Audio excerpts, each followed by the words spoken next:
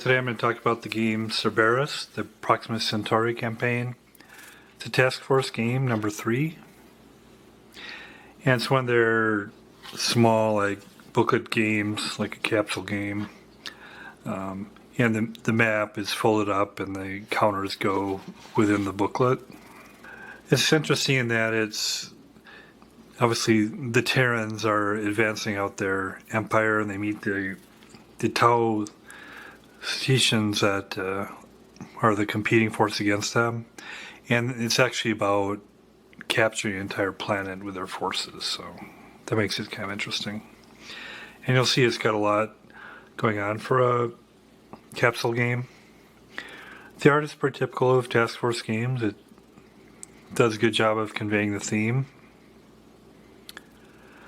So you can see these forces deploying on the planet, kind of ready to go with their weapons, etc. Some detail, grenades, kind of their uniforms. For perspective, you can see the Marines in the bay here as things are going down. A little bit of theme on the back. The taking of a planet. Cerberus, the first planet of another star that man reached, had already been colonized by Tau Cetians, and the Cetians wanted no visitors. But man's destiny was in space, and he would not be denied. Cerberus is the first game to cover combat or the entire surface of a planet. It's kind of neat with these older games. They can talk about actually being the first of a game to do something, so it's kind of neat here. A new and unique system is used to depict the curved surface of the planet. The 108 multicolored playing pieces depict the bases, spaceports, mobile battalions, and special forces platoons that landed and fought on Cerberus. And these are the Tau Cetians. Cerberus, exciting 2-player game, maneuvers in action. Playing time 2 to 3 hours, complexity level moderate.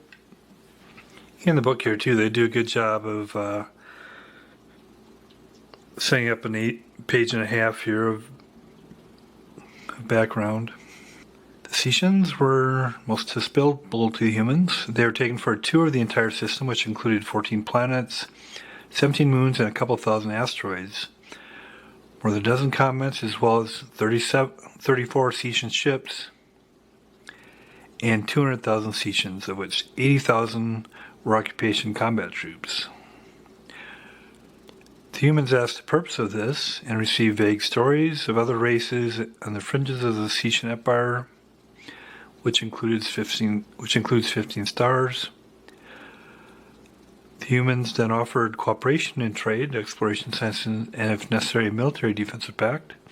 They were turned down on all accounts. The Cetians want no further contact with Earth, and specifically did not want any human visitors, colonists, or exploratory ships visiting Centauri.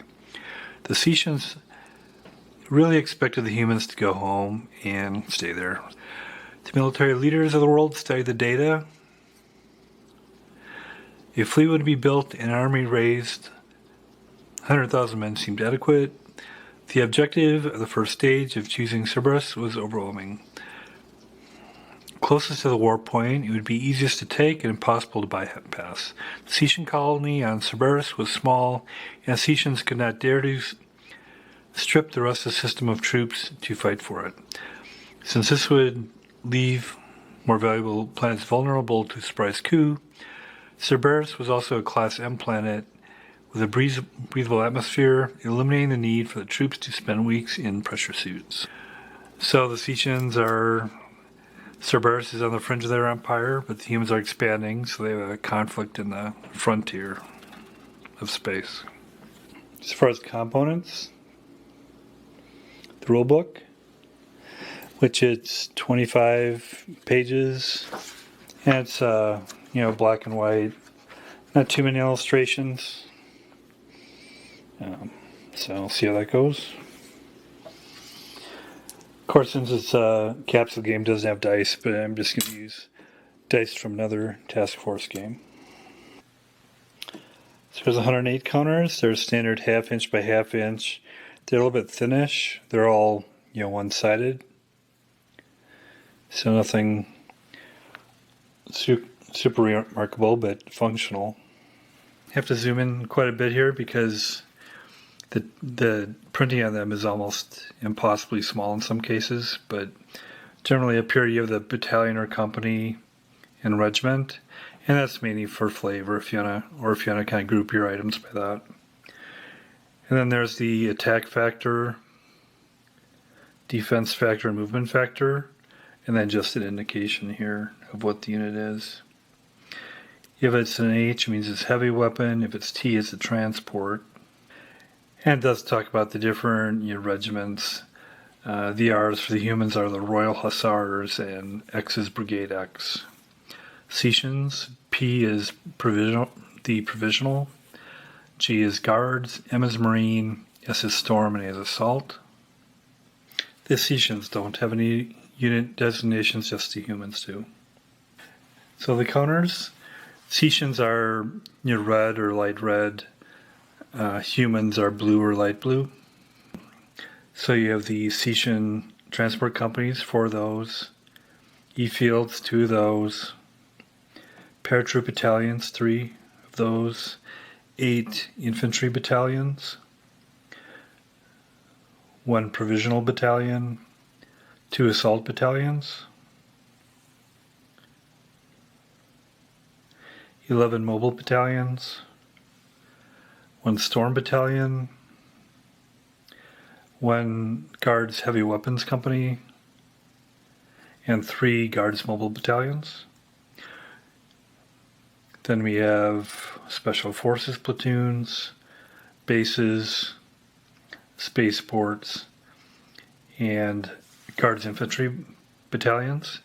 For the humans then, we have 15 mobile battalions, 12 infantry battalions, 5 heavy weapons companies, 5 transport companies, 3 paratroop battalions, 6 bases, 2 spaceports, and 4 special forces. Then there's some other counters too, of course, a turn marker, a space state, star markers, which can move around and add a little more complexity to the game as well. Here's the map. It's 16 by 21. Obviously, it folds up to go in the capsule magazine there. I mean, it's got a lot going on there. It is a bit it's kind of thickish paper that folds, but since the game has so many interesting elements, it would have been nice if the map had at least more than a couple colors there. I think that would have added a lot, but it's probably functional, so we'll see how it goes. It's the surface of Cerberus course. It's got some different holding boxes, got a turn record track. So the fleet holding boxes here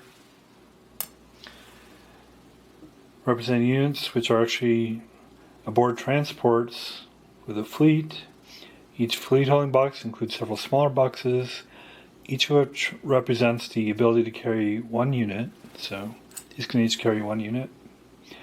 The human fleet can carry 6 units at a time. The session's 5.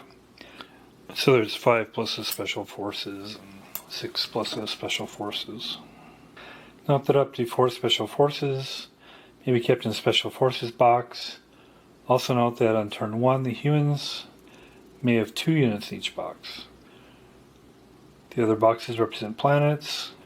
The system box represents other planets in the Proxima Centauri system, which is part of the larger Alpha Centauri system. Most of these units, in fact, are the planets Scylla and Charybdis, which are planets of the Alpha Centauri A. The boxes marked Earth and Tau Cetians represent the home planets of the players. There's no limit to the number of units which can be stacked in the system, Earth or Tau Cetians boxes. And you can place your units upside down to hide what's there. To destroy unit boxes are places to store units which have been eliminated in combat. Turn record track and the space superiority track runs from +6 human control to +6 Cetian control. And then you have the display of the planet to allow for the curvature of the world, where you can go from this side to over on this side. Then, as far as terrain indicators on the world, the all water has cost enters 1 movement point, no effect on combat. No unit may ever in its movement on all water hex. Clear terrain, cost enters 1 movement point, no effect on combat. Partial water hex, same as for the other terrain hex. Ice hex, effects are same as clear terrain hex in every way. Then mountain hex, cost enter is 2 movement points. When the combat hex is mountain hex, the odds are shifted 1 column in favor of the defender to the left. Resource hex, has no effect on movement or combat in any way. However, it does affect the supply status of units. Storm generation hex, certain effects of the game is outlined in the optional weather rules. Cerberus is a habitable planet, but the highest life forms are equivalent of deer and coyotes. There are no cities or man-made structures other than those of the 2 players.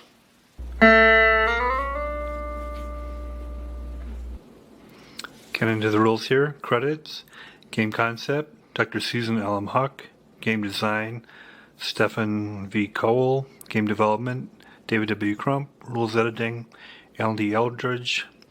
And same with graphics, Alan D. Eldridge. Cover painting, A.G. Bellflower. Playtesting, sequence of play, Cerberus is played in turns. A is space superiority determination phase, space superiority determination segment, major effort planning segment, major effort declaration segment, major effort resolution segment, space superiority resolution segment. Then B, the human player phase. Special Forces segment, Supply segment, Ground Unit Movement segment, Ground Combat segment, Transportation segment, Cetian player phase, Special Forces segment, Supply segment, Ground Unit Movement segment, Ground Combat segment, Transportation segment. D, Strategic Transportation and Reinforcement phase, Reinforcement segment, Human Strategic Movement segment, Cetian Strategic Movement segment. The base game lasts 12 turns, which time the game will end and victory will be determined. Explanation of sequence of play, space superiority determination phase. In this phase, players determine whose fleet of spaceships has control of the space surrounding the planet Cerberus, and to what degree it is assumed that the planet's opposing spaceships are engaging in battles above and near the planet. Actual battles are not part of the game, and their effect are shown in an abstract manner. Each player in Cerberus represents the ground forces commander. His only control over his fleet consists of desperate calls for help known as major events. Space superiority deterioration segment. In this segment, the space state marker is moved toward parity on the space superiority track to represent the tendency of space control to gravitate toward parity. Major effort planning segment.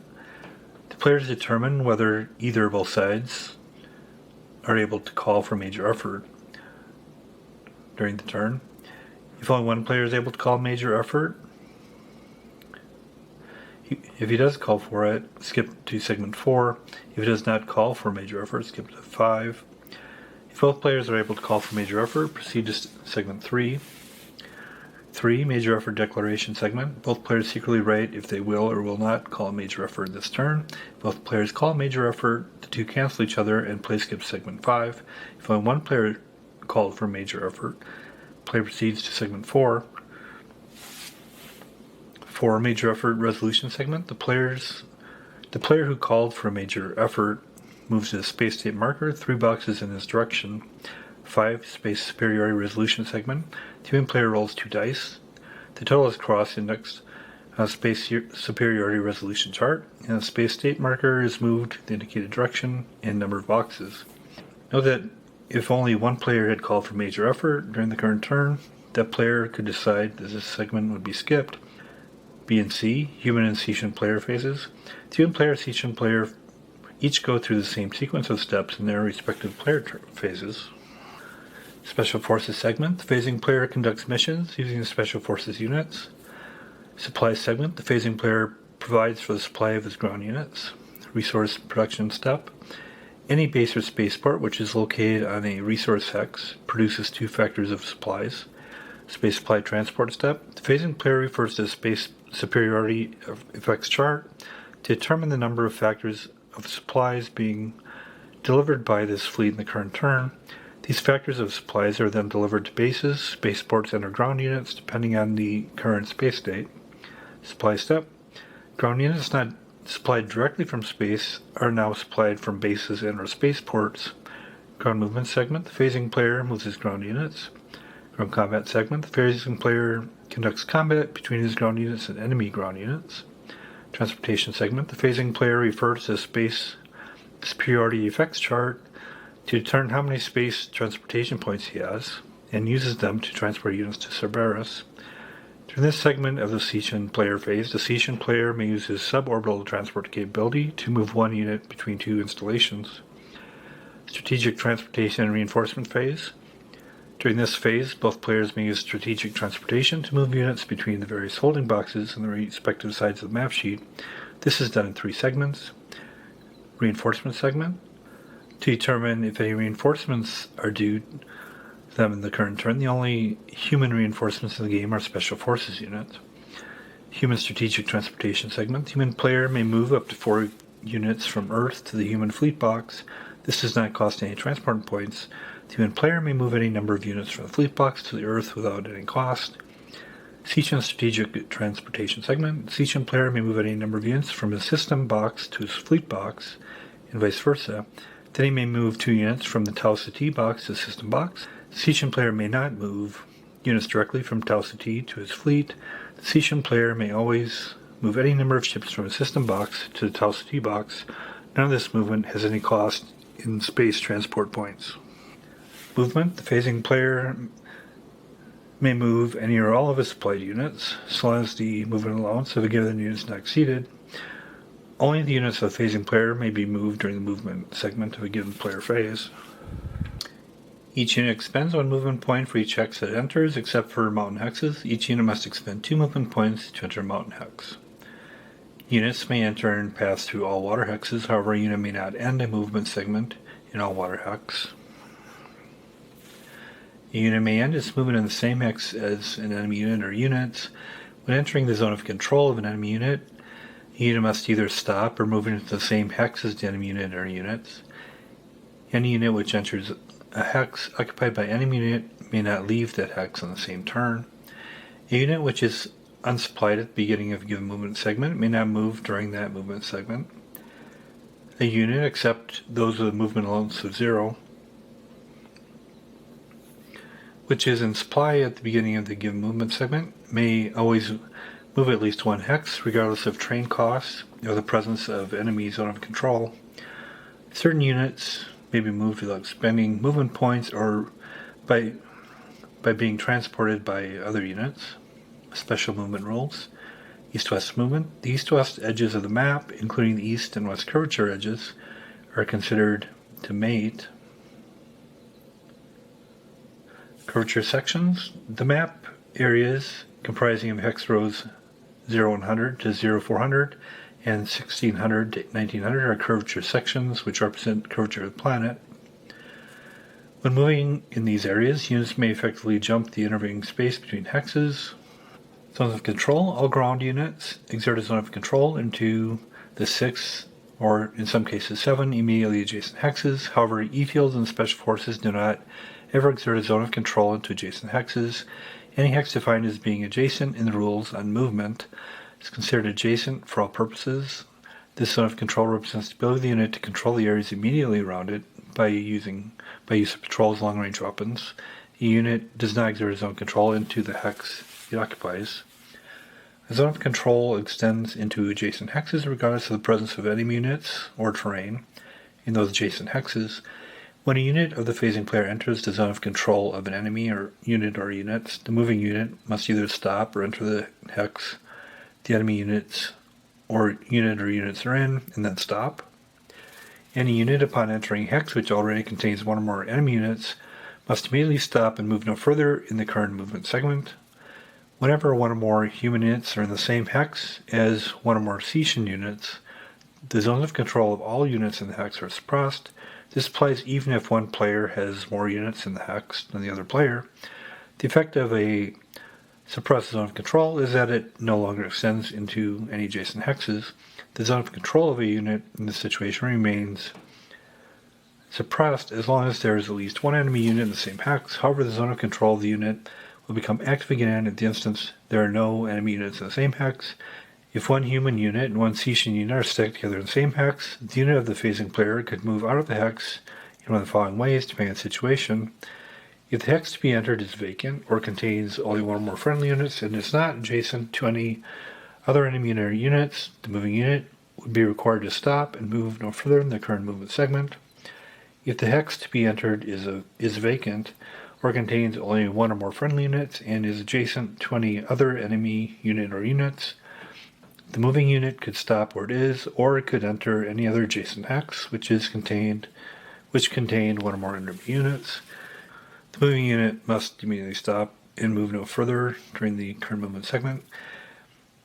If two or more friendly units begin the movement segment in the same hex as one or more enemy units, the following conditions apply. Any friendly unit may freely leave the hex and freely leave any adjacent hex, assuming no other enemy units exert zone of control the adjacent hex, so long as at least one friendly unit remains in the original hex. Units may not be landed from space into an unsuppressed enemy zone of control. Its flight path may not be traced through any hex which contains enemy zone of control unless that hex is occupied by a friendly unit.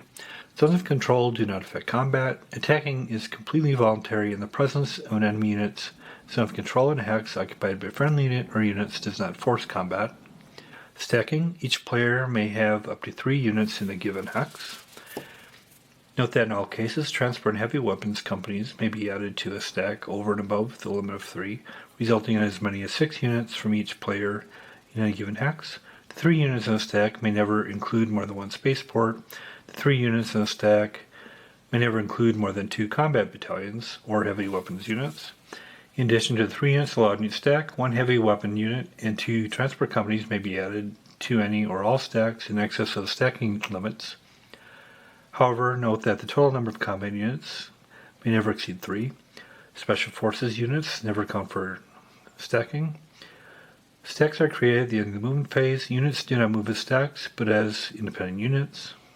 Combat takes place between the units of the 2 opposing players, which are either in the same hex or in some cases adjacent hexes. Combat may occur only during the combat segment of player phase. The phasing player is referred to as the attacker, and the other player is referred to as a defender, regardless of the overall strategic situation. Combat occurs at the discretion of the phasing player and may only occur during the ground combat segment of player phase. Attacking is completely voluntary, and units are never required to attack. A unit with an attack factor of 0 may be a participant in combat only as defender. It may never attack. Combat takes place between units in the same hex.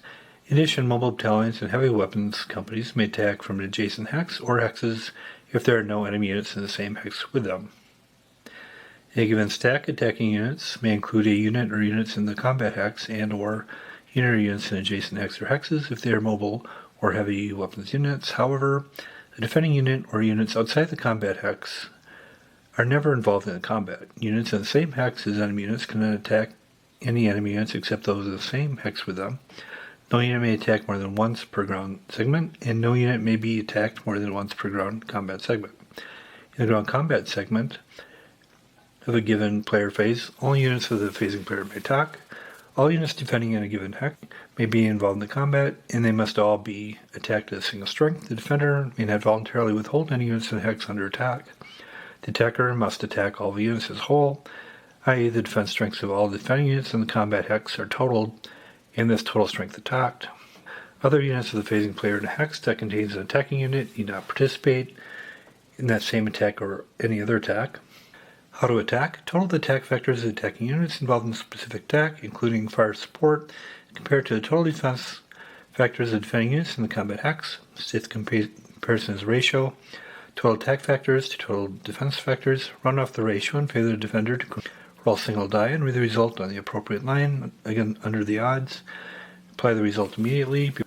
Should the combat results table call for the units to be eliminated, the owning player eliminates units of his choice to satisfy the combat results table. If unit of the attacking player with attack factor 0 is in combat hex, it may not be given up as losses by the attacker when called from the combat results table. However, any unit with defense factor may be given up as losses by the defender. When the combat hex is a mountain hex, the combat adds in the combat results table are shifted one column to the left. The terrain type in any adjacent hex or hexes does not affect combat. If any heavy weapons companies and or mobile battalions are involved in attack and are attacking from an adjacent hex or hexes, and all enemy units in the combat hex are eliminated in the attack, the phasing player may at his option advance any or all adjacent participating heavy weapons companies' mobile battalions into the combat hex immediately after the combat is resolved. For support, each player may, in some instances, have the capability of adding artillery-type fire support to attacks being made by ground units. Both players have the use of tactical aircraft and fleet fire support. In addition, the Cetian player only has use of missiles which are fired from Cetian bases and spaceports. Fire support is calculated in attack factors, which may be added by the attacking phasing player to his attack or attacks. The total amount of all fire support from all sources in a given attack may not exceed the total of the attack factors of all ground units involved in the attack. Fire support may only be added to attacks being conducted by ground units. Tactical aviation air attacks. Each base and spaceport is assumed to have a tactical aircraft wing. The air wing is capable of exerting 4 bombardment attack factors per friendly player phase to any hex within 6 hexes of the bases. These 4 attack points need not be used as a single strength and need not be used in a single attack or against a single hex. The tactical aircraft wing of a base or spaceport is not considered a unit and may never be destroyed when being used to support an attack. The only way in which the air wing of a base or spaceport may be destroyed is through the destruction of the base or spaceport. The air wing of a base or spaceport is never affected by space control. Tactical air wings are used during the combat phase. The movement or arrival of the base prior to any given combat phase has no effect on the air wing of a given base or on its air defense zone. Tactical aviation air defense. The air wing of a base or spaceport is assumed to exert an air defense zone to the hex it occupies and the 6 or 7 adjacent hexes. The tactical aircraft of an enemy base or spaceport may not be added to an attack in a hex of this zone unless the air defense zone is suppressed. It requires the entire air strength of one base or spaceport or 4 air attack points from any combination of bases spaceports to reduce the ADZ of an enemy base to 1 hex, the hex of the base or spaceport, and 4 more points to totally suppress the air wing. Any air attack points used to suppress the air wing of a base or spaceport in a given ground combat segment may not be added to any attack during the same ground combat segment. An air defense zone may only be suppressed for 1 turn at a time. If suppressed, the ADZ becomes active at full strength on the next turn. The suppression is in effect only during the ground combat segment of the current player phase. The suppression of an air defense zone does not constitute destruction of the air wing, and the only way an ADZ may be destroyed is through the destruction of the base or spaceport. Air defense zones may overlap. In such cases, all ADCs covering a given hex must be suppressed or eliminated before the hex may be attacked with aviation. Bombardment missiles. Only the Cetian player may use bombardment missiles. Each Cetian base and spaceport has the capability of launching one attack factor of missiles during the ground combat segment of each Cetian player phase. This bombardment attack factor may be added to the total attack factors of any ground units, all ground units in attack. More than 1 missile bombardment attack factor may be added to a single attack as long as the total first support does not exceed the total attack factors of attacking ground units. The range of bombardment missiles is unlimited. The attack factor of a bombardment missile may be added to any attack occurring in any hex in the map sheet. Air defense zones have no effect on bombardment missiles. Fleet fire support. During the ground combat segment of each player phase, the phasing player consults the space superiority effects chart to determine the number of fleet fire support points available for his use during the player phase. These support points are attack vectors, which may be added to the attack vectors of any ground unit conducting attacks. Fleet fire support points have an unlimited range, that is, they may be added to the attack vectors of any attacking unit or units in any hex of the map sheet. The total number of fleet fire support points available in a given ground combat segment need not be used as a single strength. More than one fleet fire support point may be added to a single attack as long as the total fire support does not exceed the total attack vectors of attacking ground units. Air defense zones have no effect on bombardment missiles. Special forces, their use is limited to, at most, an hour on the surface, the life of the batteries in their suits. As such, they cannot really be used as main combat units, but their ability to destroy or damage fixed installations is awesome. The human player begins the game with 4 special forces units, and the Cetian player begins the game with 1 special forces unit. The Cetian player also receives additional special forces units as reinforcements. They're kept in the special forces section of the fleet holding box at all times when not actually conducting a mission. Special forces units are not treated as are other ground units. They remain on the map only during the special forces segment of a player phase. There's an exception. They ignore all terrain costs and effects and need not abide by stacking limits. If a special forces unit is destroyed while participating in a mission, is placed on the turn record track as a reinforcement for 2 turns later. Unlike other reinforcements, special forces units received as reinforcements are received at the fleet, that is, as soon as it becomes available as reinforcements. The SF unit is placed directly in the SF holding box of the appropriate fleet. No more than 1 SF unit may be taken as a reinforcement on any one turn. Special forces units may be used for 3 types of missions. These are to disrupt a spaceport, base or E-field, destroy supplies, or to aid in the attack of by ground units. Again, given SF unit may participate in a mission each friendly player phase. SF unit may only participate in 1 mission per friendly player phase. Special forces units are used to disrupt a spaceport. Bases and E-fields may also be attacked in this manner. The results are the same.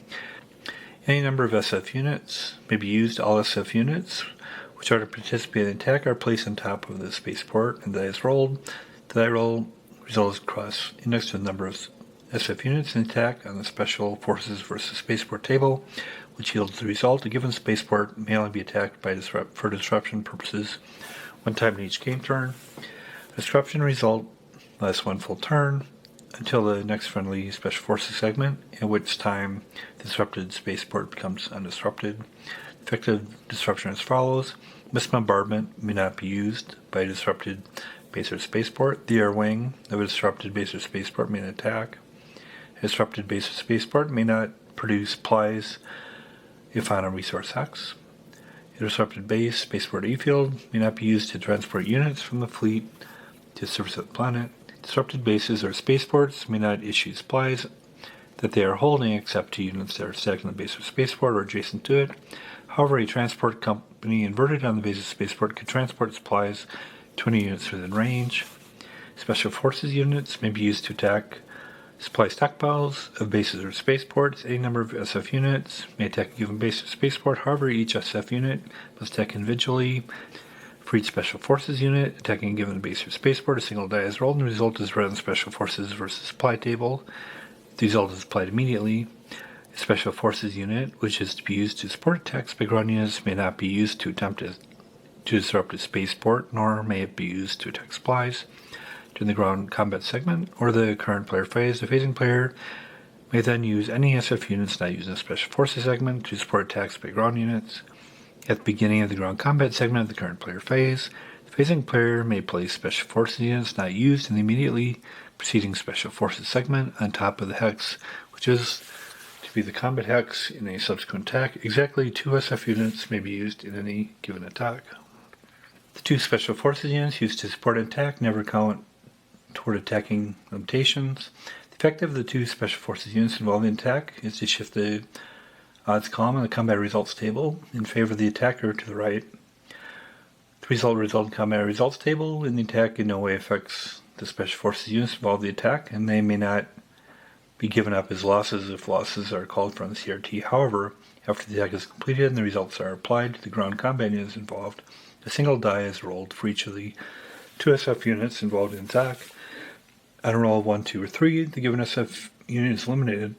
These 2 die rolls are in no way affected by the combat results table or the result of of the attack and the friendly or enemy units. SF units which survive the attack are immediately returned to the SF section of the appropriate fleet holding box. It may not be used again for any purpose until a Special Forces segment of the next friendly player phase. Transportation. There's 3 basic types of transportation. These are space transportation, suborbital transportation, and transport via transport companies. Space transportation. The transportation of units to the surface of the planet is done by a system of points. Each turn, each player has a number of points, which may be expended to bring units from the holding boxes on the map sheet to the playing area of the map sheet. On each turn, at the beginning of the transportation segment, each player phase, the phasing player checks his space superiority effects chart, and from it determines the number of space transportation points that he has available that turn for moving units to the surface of the planet. The cost of moving a given unit to the surface, expressed in space transportation points, is given in the space transportation cost chart, which is shown here. So for the different locations, cost land unit and Cerberus, from Fleet 2, from System 3, from Tau Cetians 5, and adjustments paratrooper -1, transport company -1, emergency landing field -2, landing spaceport -1. Only Cetian players units in the Centauri system, so only can land units at this rate for the asterisks here. Adjustments shown are cumulative, exception E-fields do not get spaceport bonus. Spaceports consist of considerably more material than any other unit, and such the basic cost of transporting a spaceport is triple the cost of the space transportation cost chart. All rates shown on the space transportation cost chart are subject to adjustment as follows. Units which are landed at spaceport, and in some cases at bases or E-fields, are landed at 1 point less than the cost down in the space transportation cost chart. Note that a spaceport, base, or E-field does not count for this purpose. And on the turn that the spaceport, base, or E-field in question itself is landed. The first unit landed at any given turn at each base is considered to have landed at the spaceport rate. All other units to land at the same base during the same turn are landed at the rate shown in the space transportation cost chart. Spaceports may never be landed in the same hex as another spaceport, friendly or unfriendly. Spaceports never get an adjustment, even if landed on a friendly base or E-field. E-fields are available only to Cetian player, may act as spaceport for purposes of landing units only. E-fields cannot stock supplies and have no air wing or bombardment missiles. E-fields do not themselves get the adjustment for landing a spaceport. E-field units, because of their special organization, equipment, and training, are landed at 2 points less than the cost shown on the space transportation cost chart and may be landed for 0 points. However, they may not be landed in space states -4 to -6. Paratroopers and transport companies land at 1 point less than the basic rate shown on the space transportation cost chart. Note that these units may land from the space fleet box, bases, or spaceports for 0 points. However, these units may not be landed in space states -4 to -6. Units may be evacuated from the map to the fleet at the cost of 1 point per unit. This may not be done to any holding box except for the fleet, and may not result in exceeding the number of units that may be held in the fleet box. In space states -4 to -6, a player may evacuate 1 unit to his fleet holding box, so long as this does not result in overlaying the fleet holding box, even though he has no transport points. Units may be shuffled around the map by space transport points. This costs 2 points per unit. Units being picked up for evacuation shuttle may be removed from any hex, regardless of the presence of any units. Units being placed on the map at the end of the shuttle movement must be placed within restrictions. Units being placed on the map by space transport points, regardless of their point of origin, fleet system, home planet, or shuttle, may not be placed in the same hex as an enemy unit or in a suppressed zone of control. There are, however, 2 exceptions to this rule. One is that any unit may always land at a friendly spaceport regardless of the presence of enemy units or their zones of control. The other exception is that any paratroop unit may always land in any hex except one that contains an enemy spaceport, regardless of the presence of any other enemy units or the zone of control. When doing so, the paratroop unit immediately suppresses the zone of control of the enemy unit. Units being picked up for shuttle or evacuation may not have moved in the immediately preceding ground unit movement segment. Units placed on the map by using space technology. Transportation of any kind. May not move or attack during the turn in which they are landed. Units may never be landed in violation of the second restrictions. Suborbital transports. Only the Cetian player's use of suborbital transports during transportation segment of each Cetian player phase. The Cetian player may move one and only one combat unit between two uninterrupted Cetian installations. Bases, spaceports, and E-fields may not be moved by suborbital transport. The installations used in suborbital transport are spaceports, E-fields, and bases. The unit may be moved from any spaceport, E-base, E-field, or base to any other spaceport, E-field, or base. However, both installations involved in the transportation may not be bases. If one of the installations is a base, the other must be either a spaceport or an E-field. The hex of the receiving installation and sending installations must be totally clear of enemy units. They need not, however, be clear of enemy zones of control. There is no limitation to distance between being moved by a unit involved in suborbital transportation. Suborbital transportation is not affected by enemy tactical air rings or space superiority. Up to 6 factors of supplies may be moved by suborbital transport instead of the one combat unit normally allowed. These supplies must come from the stockpile of the sending installation and be added to the stockpile of the receiving installation. Transport companies. Given transport company may carry one base, one infantry battalion, or 6 factors of supplies at any given time. It may not carry more than one of these at a time. This transport occurs during the ground unit movement segment of each player phase.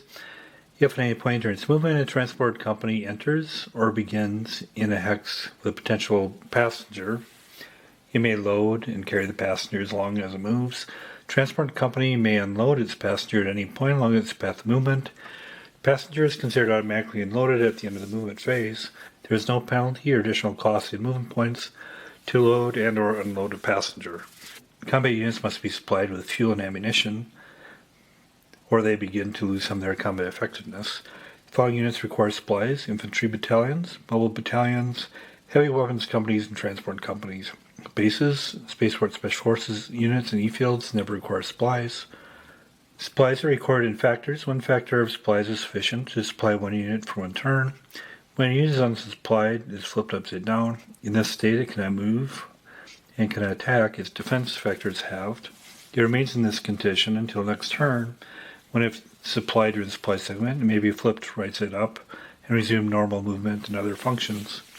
Units are supplied in hex rows 01 XX, 02, 03, 17, 18, 19 XX, and the 2 polar hexes are eliminated instead of being flipped upside down. Supplies may be stockpiled in bases, which may hold a maximum of 8 factors, and spaceports, which may hold a maximum of 40. Bases land on the planet arrive with their full capacity of 8 supply factors. Spaceports land with 20 supply factors. During the supply segment of each player's turn, he must supply his units or flip them upside down. A unit may draw supplies from base or spaceport if it is within its own movement factor of the base. The supply path must not pass through any unsuppressed enemy zone of control. If a transport unit is on a given base, then this transport unit may be used to ferry supplies to infantry units beyond their movement factor from the base. Turn the transport unit upside down to reflect that it cannot be used in normal movement during the current turn, and all units within 6 movement points could draw supplies from that base.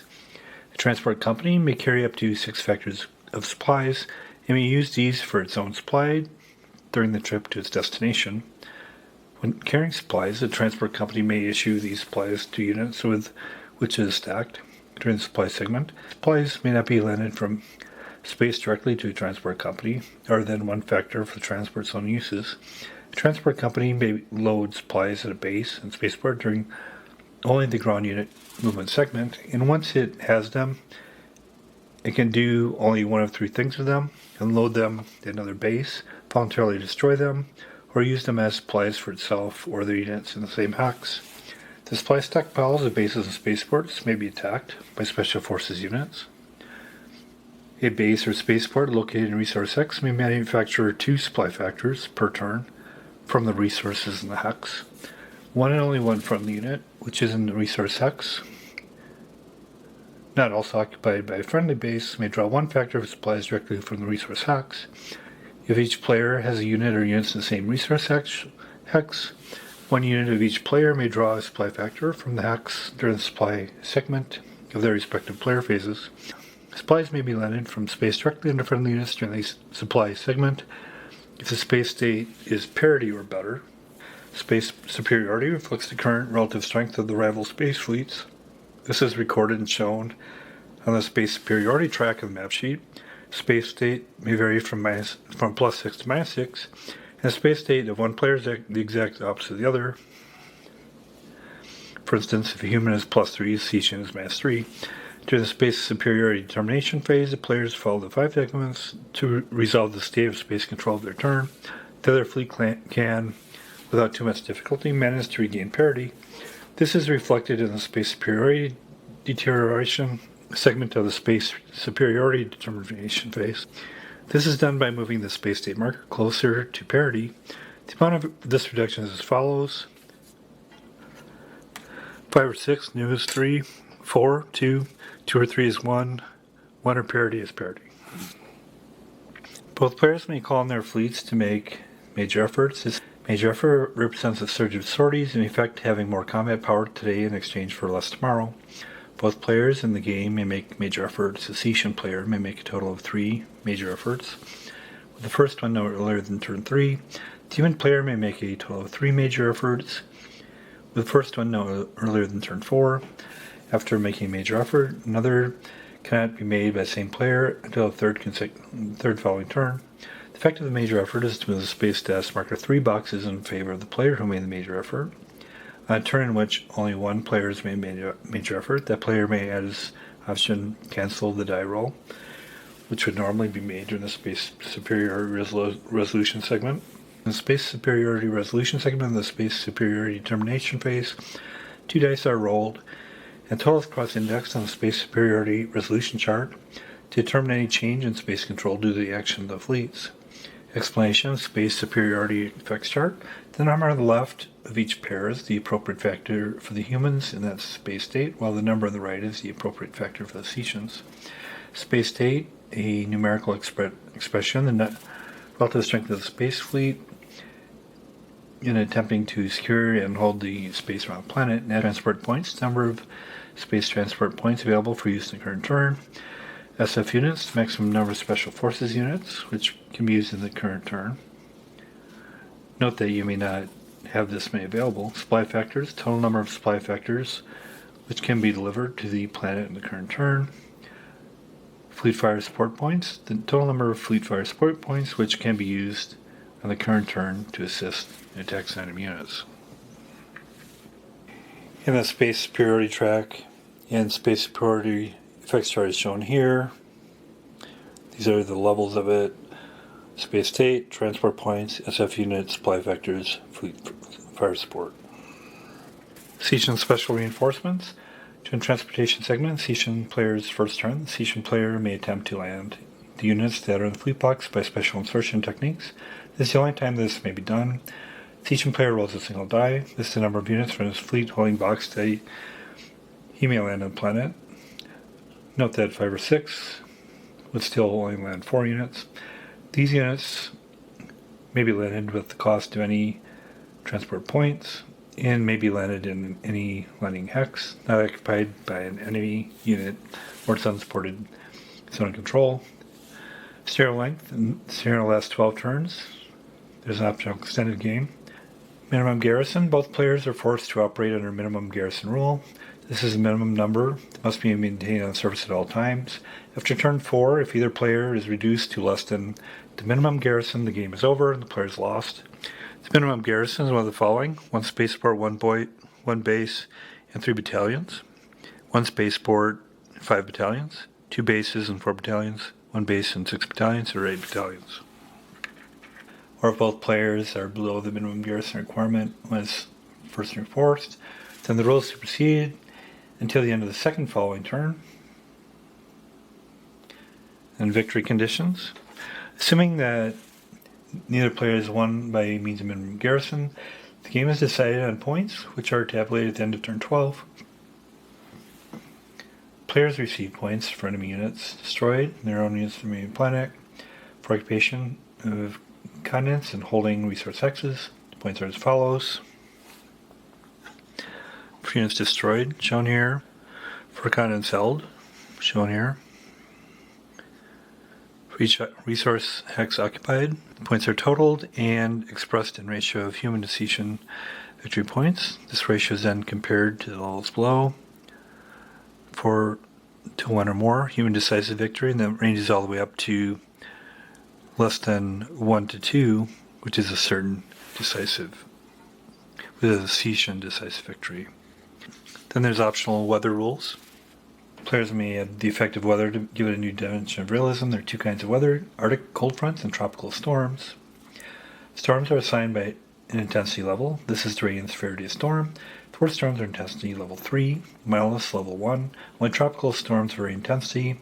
They may not exceed intensity of 3 and may not drop. If they drop to level 0, they're removed from the game. Storms are represented by storm markers. The counter marks the center of the storm, and it extends beyond that. Storms will move each turn in the space superiority resolution segment. The exact direction of movement is determined by a die roll, but the general direction is indicated by the arrow of the map. After all storms which are already on the map have been moved, the player refer to and determine if any new storms have been created. Storms do not move on the turn in which they are created. Arctic cold fronts. This type may be generated in storm generation hexes 1, 2, or 6. These 3 storm generation hexes will only generate ACFs. An ACF covers an area of 9 hexes, shown in this orientation, in this description. Note that the 4x of the second row are always of one intensity level less than those in the front row. Note, however, that on the turn of a storm's first placed map, the second row is not considered to have an effect. When the counter representing an ACF reaches a hex adjacent to the equator, the ACF is automatically removed from the game. The intensity of an ACF is established when it's placed on the map and never changes as long as that particular storm is on the map. Tropical storms. The storm is generated in storm generation hexes 3, 4, and 5. The area varies. They all begin with an intensity of 1. The intensity of a tropical storm indicates not only its affecting units, but the area it covers. At a level of 1, all hexes within 1, subject to 1, intensity of 1. 2, all with intensity of 2, all hexes within 1 hex, and use marker, subject to a level of 2, while those within 2 are subject to 1. If TS is at 3, all adjacent are 3. 2 hexes are away at 2, and 3 away at 1. TS markers are removed from the game and they drop below 0, or when they enter any hex more than 5 hexes from the equator. The intensity of tropical storm may vary at each turn. It's built-in tropical storm table. The hex actually occupied by the TS storm marker. Intensity level 1. Regarding effects of storms, movement through a hex which is undergoing weather, unit intensity level costs all units extra movement points equal to the intensity of the storm of that hex. Additionally, combat against any unit which is in a storm hex is resolved one column to the right of the column normally used. If any hex is under weather intensity 3, then the following additional effects of weather and force. No tactical aviation may be used into or out of through the hex. No special forces units may operate in the hex. No units of any sort may be landed into the hex from space or by suborbital transport because of the presence of bases or spaceports. Additionally, zones of control do not extend into those areas into the weather of intensity 3. Those units which would normally could attack for adjacent hexes can attack under weather intensity of 3. The movement of the storms is shown here. We randomize to show which direction it goes. Each turn there's a 50% chance of the storm starting somewhere. Each turn roll a single die. Result of 1, 2, or 3 is this creation of storm. And then depending on the season, which you choose the initial one, then go from there. This is the initial intensity. Extend a game, and you can extend it and do additional major efforts. Maximum level of space control. You can decrease 6 to 3 after turn 15. Both players May begin rebuilding units from the stored units box at the following rate shown here. Space Force costs the same to rebuild as other units. Guards and paratroopers may be rebuilt. And this shows when they appear. After turn 15, only 3 SF units may be used by a given player in a turn. After turn 20, only 2 SF units may be used. After turn 40, none. And then designer notes and player notes. And the Special Forces versus Spaceport table. The die roll and number of attacking Special Forces units, where D would be disrupted. The number is the number of Special Forces destroyed. Special Forces versus Supplies table.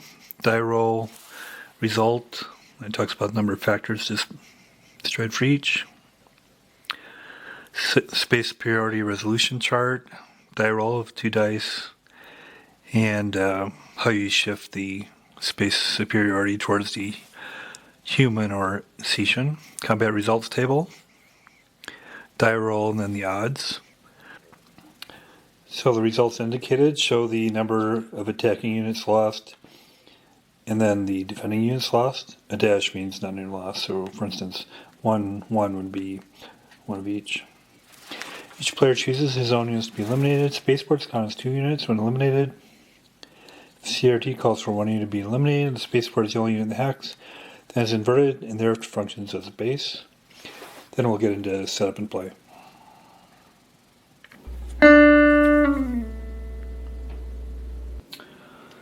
Shown setup here is only one scenario. It's the human invasion that began the Cetian War. First of all, we set the space control marker to +6 for the Terrans.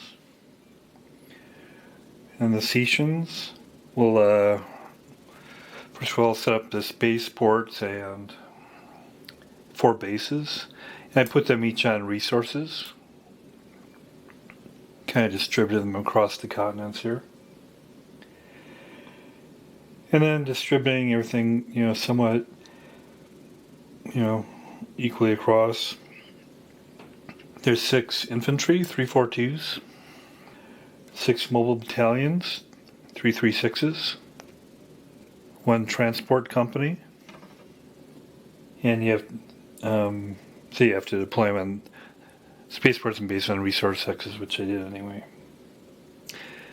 And when you have resources, as far as the supply, they have to be within their movement points of the base or spaceport to get supplied. And these are in the fleet, 2 432 infantry battalions, 1 426 mobile battalion, and 1 336 mobile battalion. Then the system, 1 446 mobile battalion, 2 452 infantry battalions, 2 016 transports, 1 040 base, and 1 010 E-field. On Tau Cetians, 2 342 infantry battalion, 2 336 mobile battalions, 1 040 base, 1 010 E-field. Human setup then. So normally they're allowed 6 units in the fleet and then their special forces, but on the first turn they can have 12. So in their fleet they have 2 paratroops, 4 infantry, 2 mobile battalions, 2 transports, and 2 heavy weapons, and then in addition to the special forces. Then all the rest of their units are placed here, and the total of all their units across the fleet and on Earth are the 15248 mobile battalions, 5 416 heavy weapons companies, 12 351 infantry battalions, 3 351 paratroop battalions, 5 016 transport companies, 2 010 spaceports. And they say 010, and it's actually 012 for the Earth and 010 for the spaceports for the Cetians. 6050 bases and 4 SF units. And then reinforcements. So the humans just get the special forces reinforcements. Cetians though, in turn 1, at Cerberus spaceport, they get 142 infantry battalion. 2, they get 1 special forces unit of the fleet. 3, they get on Tau Cetians 2 336 mobile battalions. Turn 4, they get 1 special forces unit of the fleet. Turn 5, on Tau Cetians they get 3 342 paratroop battalions and 1 016 transport. Turn 6, they get 1 special forces unit of the fleet. Turn 7, on Tau Cetians they get 1 446 mobile battalion. Turn 8, on Tau Cetians they get 1 446 mobile battalion and 1 536 heavy weapons company. And scenario length is 12 turns. So the first turn here, and I will be using the optional weather rules to make it interesting as well. Seems like already there's a lot going on, but the weather should add another factor to it. So in normal sequence, the first phase is the space superiority, but in the scenario they say initially the Terrans start with a +6, and it's a little bit confusing if you do the randomization of that also, but they also talk about the Cetians being at a -6 when it's their turn, so I'm assuming we don't do any of the space superiority in the first turn. So then we'll go in the human player phase. So weather happens in the space superiority segment, so we roll a die. On a 1 through 3 a storm is created. So a storm is created. Then you roll a die and see which storm creation area it's 1. So a storm is created, an Arctic cold front is created up here. And then I'm going to say that it's the game is starting in the spring. And then I'll keep track of need to keep track of supply resources. And then I'll do that on this sheet here. And then also keep track of the storms here. So since the storm is in the spring, from this chart here, it's got an intensity of 2, indicated there. And then we go to the human player phase, and first it's special forces. They won't be doing any special forces yet. They're going to wait till they get down the planet. Supply segment, they don't have anything down yet. Ground unit movement, no movement yet, no ground combat. Then transportation segment. So from the space superiority track, the supply factor they have available is 60. And how many factors it takes to bring units down are shown here. So cost of land from the fleet is 2, from Earth is 5, then there's adjustments, -1 for paratrooper, -1 for transports. So first of all, they'll bring down, they want to bring down bases, so they'll want, because the supply factors are going to turn to be pretty important. They're going to start with 3 bases from Earth, so that'll cost a total of 15, so because it's 5 each. And I'll put those on some resources. And also he has to keep his, so I landed the units, and the bases, and then the units from the fleet. Heavy infantry and mobile transports, or mobile battalions, some transports, infantry, around the 3 bases. Again, you gotta keep them within their movement allowance so that they can be in supply. And I'll bring the paratroopers down from the fleet as well. So bringing everything down from the fleet cost 20 movement points, and then taking the 3 bases from Earth cost another 15. So then there's 25 left. And then I'll use that to bring down 4 infantry and 1 mobile battalion. So I put a couple more infantry here, a couple infantry here, and then a mobile battalion here. So as far as current supply points, Cetian has the 40 distributed evenly. So they have 8 in each of their bases and then 8 in a spaceport. Then the humans have 8 in each of their bases. So supply is very important, and if they have a positive here in the superiority, they can get supplies dropped down from orbit, but since they don't, the Cetians can't do that. First of all, they're not going to do any special forces, so they go to supply. And they can create 2 on a resource hex, and they're each spaceport's on a resource hex. But then it costs 1 supply factor for each unit. So they're gonna, they can have more reserves saved up in a spaceport. So they're gonna do that. They're basically gonna not supply 3 of the units, so they won't be active this turn. So they can kind of conserve resources.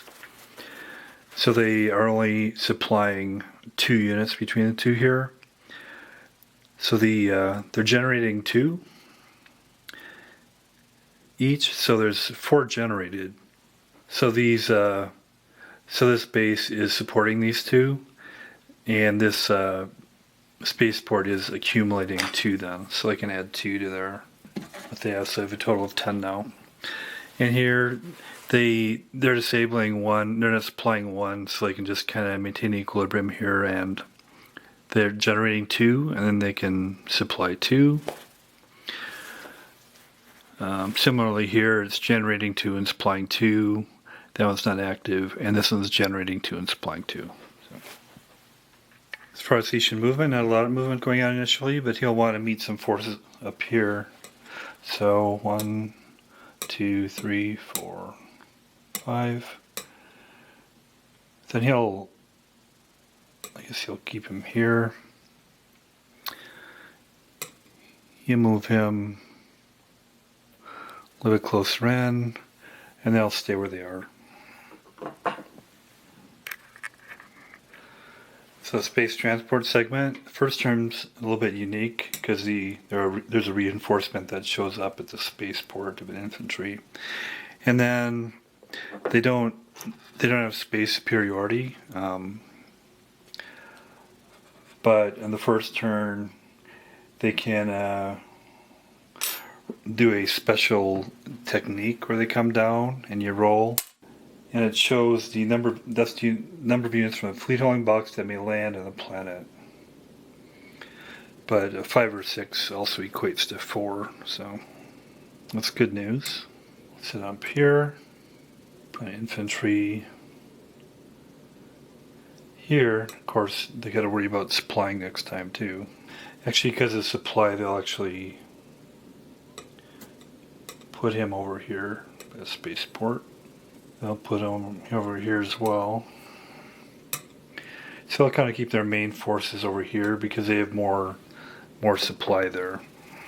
So the reinforcement, and then there's the human strategic transportation segment where you can move up to 4 units from Earth to the human fleet box.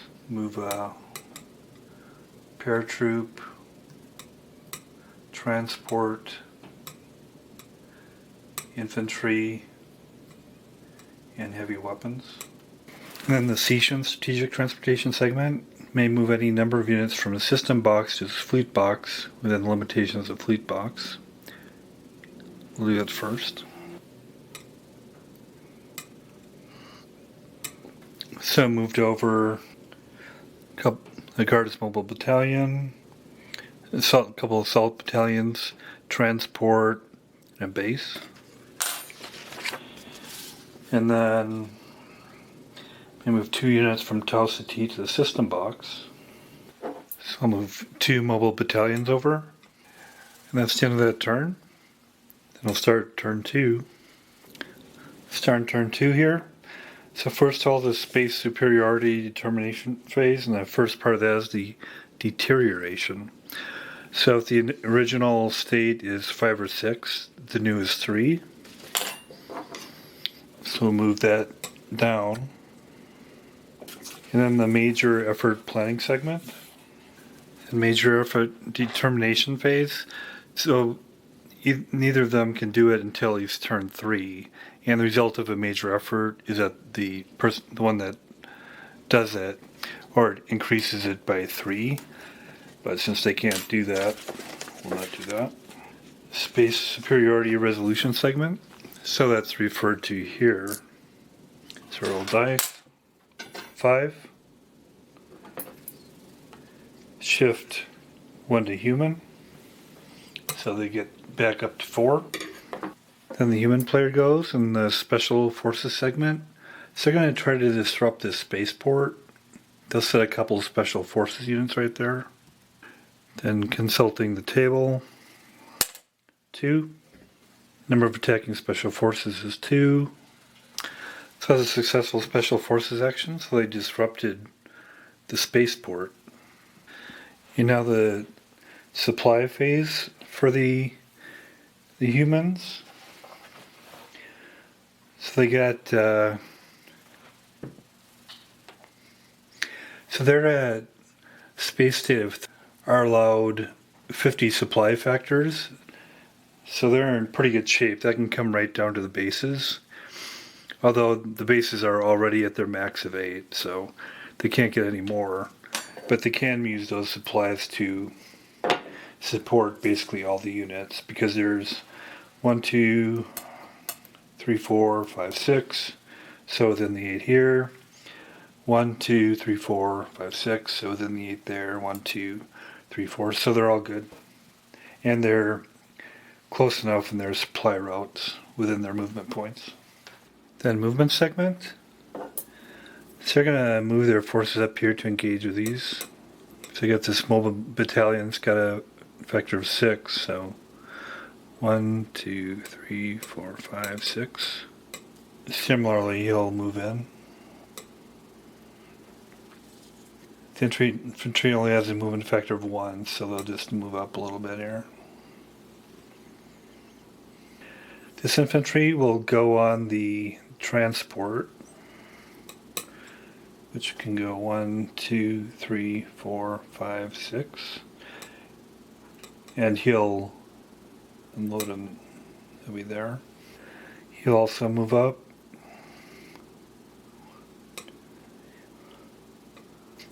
And then he'll also engage. So before we get in the battle, let's check out the storm. See if there's another one. There's not. And then let's see where storm number 1 moves, because it may affect the combat. So in 1 to 2 we'd go here, 5 to 6 here, but then we don't move. So looking at combat here, so the attacker is the human here, and there's bases have air power basically, so you can get 4 attack factors from the aircraft wing of 3 here that goes out 6. So 1, 2, 3, 4, 5, 6. So it encompasses this area. However, the Cetian has a air defense zone which goes out 6. So it also covers this area. And if his air defense zone is active by him not being suppressed, then you can't use the attack wing, so they basically cancel him out. But if there wasn't this base here, he would add 4 attack factors from this base. But as it is, we'll do the combat here. So you have the 2 different mobile battalions going at it here. And the attack factor is 2, and the defense factor is 2. Combat results table here. So it's 1 to 1. Roll dice. 4. No effect. And over here now we have 2 mobile battalions with an attack factor. The total attack factor of the 2 of them together is 4, against going the defense factor here of 3. Roll dice. 2. So in that case, the defender loses 1 unit, which is here. And that's all the combat this turn. And then you go into the space transport segment again for the humans, and you go to Cetians, then you progress from there. Hopefully that gives you enough of a sense of how it plays. Cerberus, the Proxima Centauri campaign from Task Force Games, their game number 3 from 1979. It's a unique game. It's got a lot of neat aspects to it. I like that it's, you're trying to conquer an entire world. You're facing aliens. You got tactical combat. You got strategies about how you move your different forces through the different systems. And you've supply you have to think about. Weather patterns you can look at. A fair variety of forces. It's, it takes a little bit figuring out initially, but once you get into it, it flows pretty well. It's definitely unique. What holds it back a little bit is, it'd be nice if there was a, fancier map. It's just kind of 3 colors. It'd be nice if it was a more elaborate map. I could see it being scaled to a bigger game, it was like a board-mounted game. More forces, more counters, etc. But as it is, it's got a lot going for it. I'll give it a 7 out of 10. Thanks a lot.